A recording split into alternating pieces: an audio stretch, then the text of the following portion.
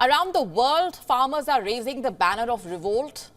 From India to Europe to Americas, farmers are up in arms, fighting for many demands.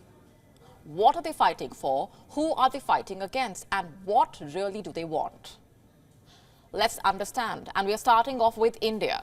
Thousands of farmers have descended onto the national capital of India, New Delhi, the region surrounding it, equipped with cranes, excavators, tractors, masks, gunny bags, shields. The farmers have been trying to march to New Delhi after talks with the government on guaranteed support prices for crops failed to break a deadlock.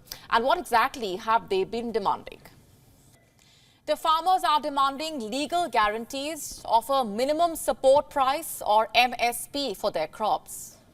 They want waivers of farm loans and a complete rollback of policies that they say hurt farmers. On the outskirts of New Delhi, they have faced barricades put up by the authorities to keep the protesters at a distance of nearly 200 kilometers from New Delhi. But farmers came prepared with heavy machinery.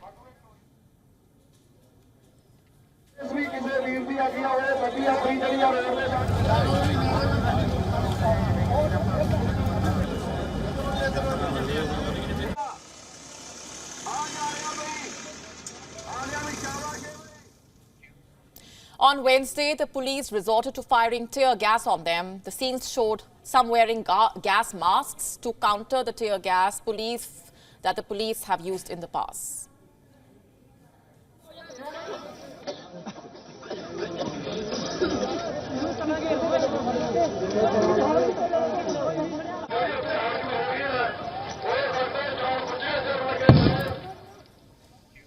Farmers have resumed their protest after rejecting a proposal made by the government on Sunday. You see, the farmers want to diversify the crops they sow. Listening to them, the government on Sunday had proposed minimum support prices for more crops like cotton, pigeon peas, red lentils, corn. But the farmers were not happy with the government's proposal. They want additional food grains covered. So they resumed their protest at 11 a.m. today after 4 rounds of talks with the government failed to resolve the issue.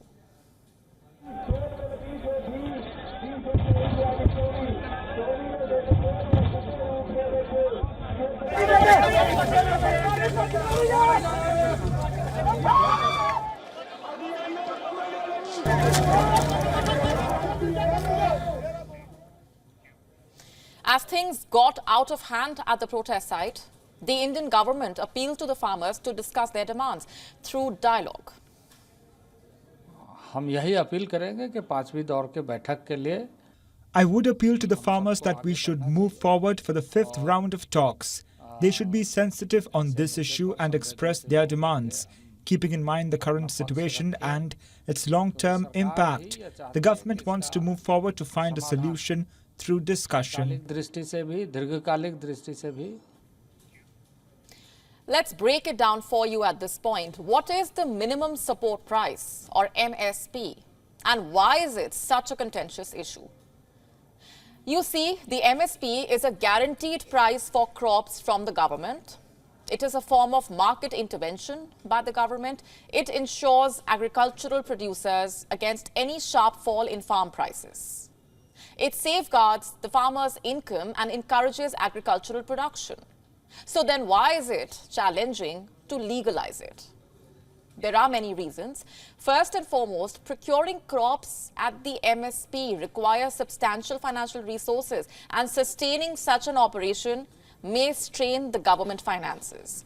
In fact, farm policy experts argue that buying all farm produce at state-set minimum support prices is economically unviable.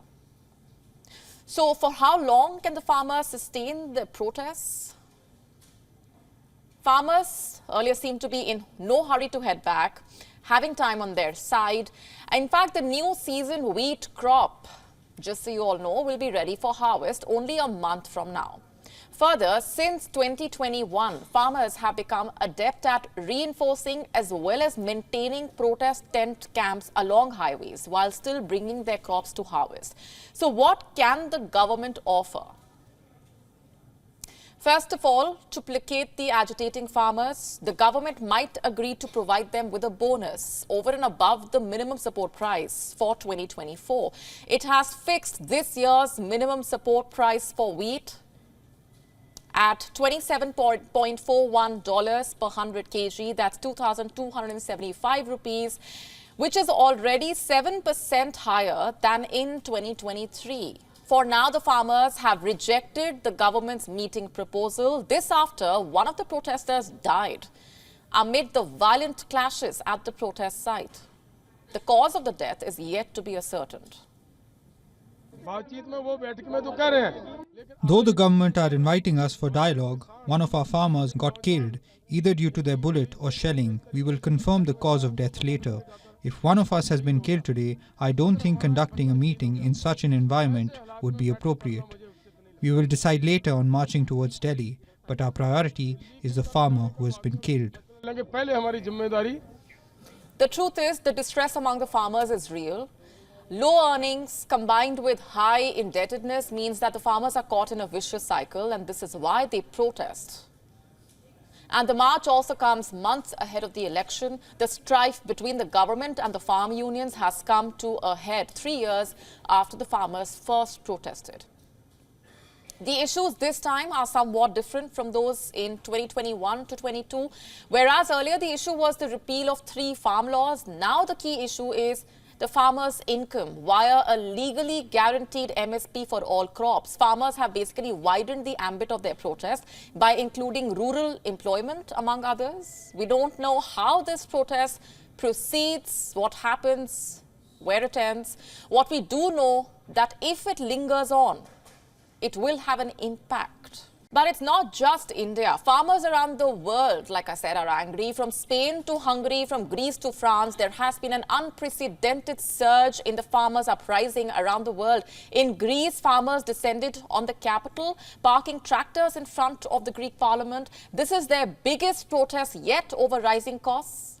Reports saying, in fact, that at least 8,000 farmers with 130 tractors joined the protest in Athens.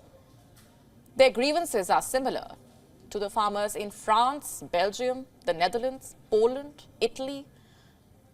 High energy prices and production costs, as well as climate change-driven weather, have affected the agriculture sector. For weeks, in fact, farmers have been staging brief blockades of roads and border crossings. Their unions have been negotiating with the government for more financial aid and other relief measures. And so far, the Greek government has offered discounts on power bills. It has also said that it is willing to discuss a more permanent tax rebate scheme, but that there is no chance of further concessions this year.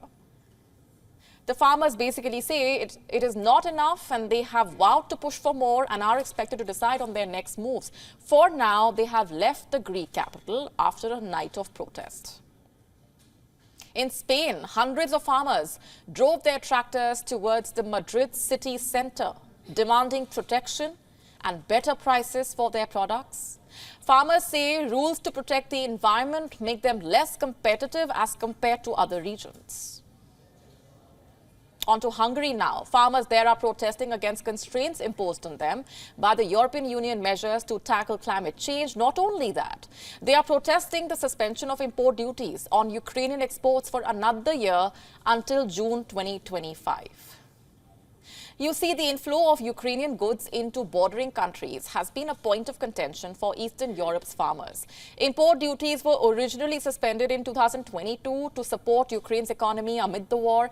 Ukraine's war with Russia has hit shipments via the traditional Black Sea route. In Poland as well, farmers protested at the Ukrainian borders. They have protested against the European Union and its president, Ursula von der Leyen. Farmers in France, Belgium, Portugal, Germany have also been protesting against the EU's Green Deal.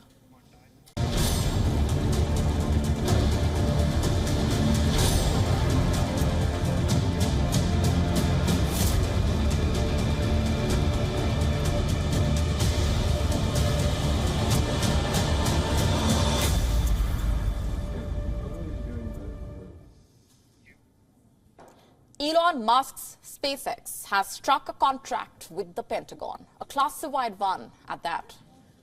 It's worth $1.8 billion. The details are hardly out there, but here's what we know. The funds from the deal are expected to become an important part of SpaceX's revenue mix for years. The company itself disclosed that. But it still did not reveal the name of the government customer, what the contract includes, what will be its purpose.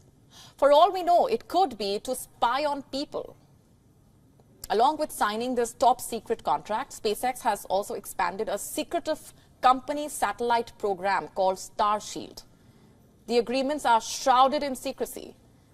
But what they do give away is a growing interdependence between SpaceX and America's national security.